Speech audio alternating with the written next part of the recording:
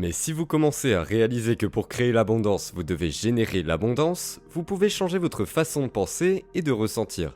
Et si vous continuez à avoir certaines pensées et à ressentir certaines émotions, je suis votre hôte, Dr Joe Dispenza. Commençons.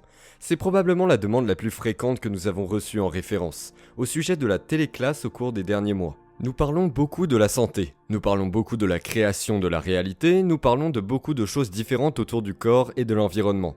Mais plus spécifiquement, la plupart des gens ont posé des questions sur ce concept de comment créer l'abondance. Et j'ai toujours hésité à en parler parce que beaucoup de gens ont tellement de définitions de l'abondance. Et je sais que si je donne certaines choses ou certains indices ou certaines idées ou certains concepts, beaucoup de gens ne prendront pas le temps de le faire. Et si vous ne faites rien, vous n'obtenez rien. Je vais donc vous présenter une sorte de modèle de ce que j'ai appris au fil des ans. Commençons par prendre un moment pour réfléchir à votre définition personnelle de l'abondance. Je veux que vous sachiez que ma définition a radicalement changé au fil des ans. Et même à ce jour, elle continue de changer. J'avais l'habitude de définir l'abondance comme le fait de faire ce que je veux, quand je veux, avec qui je veux, autant de fois que je veux. Cela signifiait simplement un état de liberté absolue, sans aucune préoccupation. Certaines personnes disent que l'abondance, pour elles, c'est avoir tout ce dont elles ont besoin, et plus encore, comme si elles avaient plus que ce dont elles ont besoin. L'abondance, c'est donc plus que ce dont vous avez besoin. Certaines personnes disent que tous leurs besoins sont satisfaits, ce qui est une forme solide d'abondance fournie par l'univers. D'autres pensent que l'abondance est liée au fait d'avoir ou d'obtenir des choses.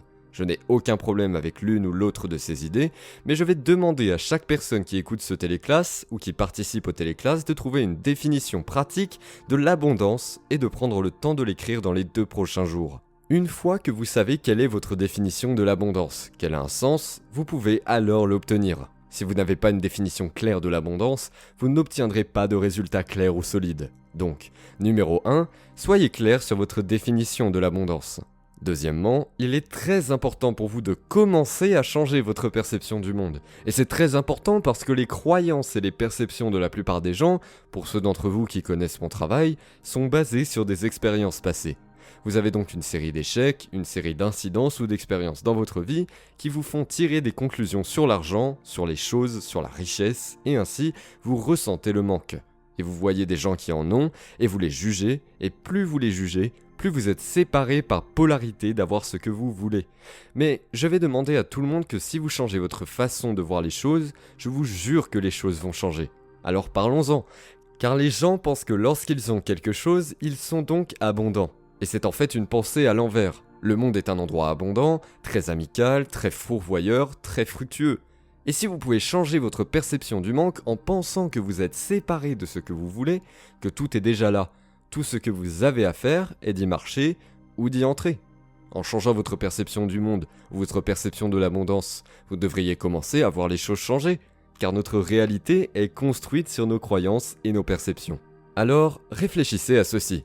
Pensez-vous que lorsque vous avez quelque chose, vous êtes donc abondant, ce qui signifie que si vous n'avez pas quelque chose par définition, cela signifie que vous n'êtes pas abondant, mais ce n'est pas la définition de l'abondance. L'abondance, c'est que vous avez déjà cet état d'être en vous. Voici maintenant la troisième chose. Si vous pouvez définir votre état d'être à chaque instant, vous commencerez à comprendre que vous ne créez pas l'abondance, vous générez l'abondance. Et la plupart des gens génèrent le manque, la plupart des gens génèrent la séparation, la victimisation. La plupart des gens génèrent la peur, la résistance, le jugement. C'est ce qu'ils génèrent la plupart du temps. Mais si vous commencez à réaliser que pour créer l'abondance, vous devez générer l'abondance, vous pouvez changer votre façon de penser et de ressentir. Et si vous continuez à avoir certaines pensées et à ressentir certaines émotions, votre façon de penser et votre façon de ressentir deviendront ce que vous êtes.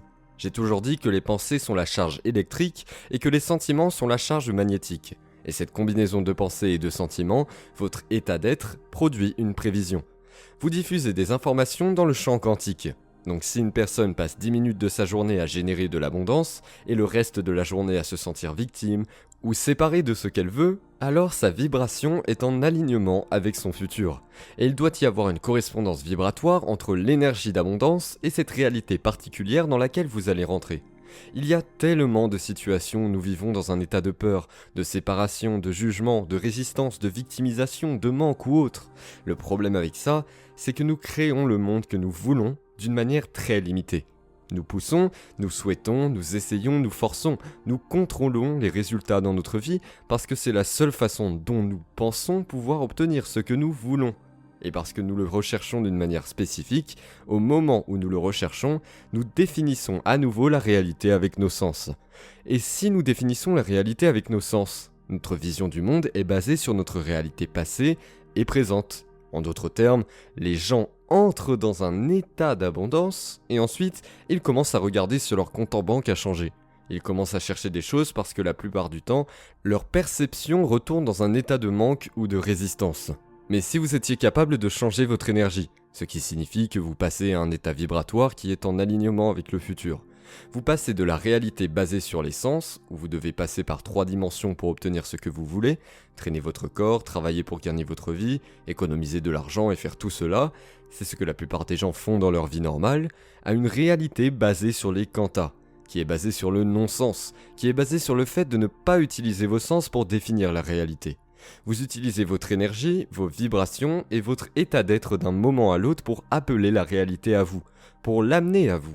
Alors pensez à ceci. Lorsque vous vivez ces états de manque, cela signifie que vous n'avez pas ce que vous voulez et donc que vous n'êtes pas dans cet état d'être. Vous êtes en fait dans l'ancien état d'être, qui est le même idéalisme que vous êtes dans le manque, ou que vous êtes séparé de ce que vous voulez. Quand les gens font ça, ils commencent alors à chercher les choses qu'ils veulent dans leur vie. Ils commencent à essayer de prédire quand cela va arriver, et une fois qu'ils commencent à chercher et qu'ils réalisent qu'ils ne l'ont pas, ils retournent bien sûr à leur ancien état. Et donc, le paradoxe c'est que si vous continuez à changer votre énergie et à vous entraîner à la changer, et que vous le faites d'abord avec vos méditations et en vous déplaçant vers un nouvel état d'être avec les yeux fermés, l'étape suivante est alors de vous entraîner à le faire avec les yeux ouverts, dans votre journée d'éveil.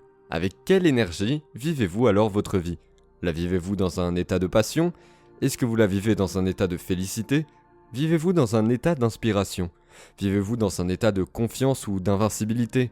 Parce que si vous êtes dans ces états élevés, cela signifie que vous êtes dans une vibration plus rapide. Et plus la vibration est rapide, plus l'énergie est élevée. Plus vous êtes un aimant pour créer des preuves dans votre vie. Ainsi, dans ces états élevés, lorsque vous êtes passionné, heureux et inspiré, il est difficile d'analyser et de penser. Car dès que vous commencez à analyser et à penser dans ces états élevés, vous perdez le contrôle. Dès que vous le faites, vous commencez à le perdre. Alors, prenez-en de la graine, définissez votre état d'être, pratiquez votre état d'être, entrez dans cet état d'être où vous générez l'abondance. Ensuite, faites attention lorsque vous tombez de la grâce, lorsque vous vous sentez victime, lorsque vous ressentez le manque, lorsque vous ressentez la séparation. Cela ne signifie pas que vous devez y rester. Devenez conscient et réalisez que lorsque vous êtes dans ces états, vous avez des moyens très limités pour que les choses se produisent dans votre vie. Vous êtes la matière qui essaie de changer la matière. Une fois que vous êtes capable de vous verrouiller dans cet état et qu'il vous devient familier, pratiquez-le les yeux ouverts. Pratiquez-le dans votre voiture, entraînez-vous à vous mettre dans cet état lorsque vous prenez une douche, lorsque vous prenez un bain, lorsque vous vous asseyez une minute ou lorsque vous faites la queue. Entraînez-vous à vous mettre dans cet état d'être à chaque instant. Et en faisant cela, vous commencez à créer de l'affluence, dont nous parlerons dans un instant, ce qui signifie que vous n'allez nulle part pour obtenir ce que vous voulez. Vous apportez cette expérience à vous. Maintenant, voici un autre élément clé pour la plupart des gens. Quand ils pratiquent l'abondance et qu'ils entrent dans cet état d'être, ils perdent un peu le moment présent. Il faut que vous restiez présent. Quand vous êtes présent dans votre processus créatif, vous êtes connecté à quelque chose de plus grand. Quand vous êtes impatient, quand vous êtes frustré, quand vous contrôlez, quand vous essayez de faire en sorte que les choses se passent à votre façon, cela signifie qu'elles ne passent pas assez vite et que vous essayez de superposer ou de créer immédiatement un moment suivant, pour faire disparaître le sentiment de manque ou le sentiment d'impatience ou de frustration. Pourquoi est-ce important ? Parce que tous les potentiels dans le champ quantique existent dans le moment présent, et parce que le cerveau est une machine à anticiper. La plupart des gens sont toujours en train de dire « Ok, maintenant j'ai généré un état d'abondance, alors où est-il » Et ils commencent à s'impatienter. Et quand ça ne se produit pas, ils commencent à être frustrés. Et quand ils sont frustrés, ils commencent à accuser et à blâmer les autres. Et ce n'est jamais leur faute ou leur responsabilité, c'est toujours quelqu'un d'autre en dehors d'eux. Alors entraînez-vous à rester présent dans votre journée. Et si vous voulez passer à un état d'abondance, vous devez être présent pour y parvenir. Si vous remarquez que vous commencez à le faire, arrêtez-vous un moment et reconnectez-vous. Quelles sont donc les émotions qui nous déconnectent ? Eh bien, il est très évident que toutes ces émotions sont dérivées des hormones du stress. Et quand nous vivons dans le stress, nous vivons comme des matérialistes, et nous allons revenir à la définition de la réalité avec nos sens. Et quand nous faisons cela, nous avons des problèmes parce que nous n'avons que des ressources limitées pour obtenir ce que nous voulons.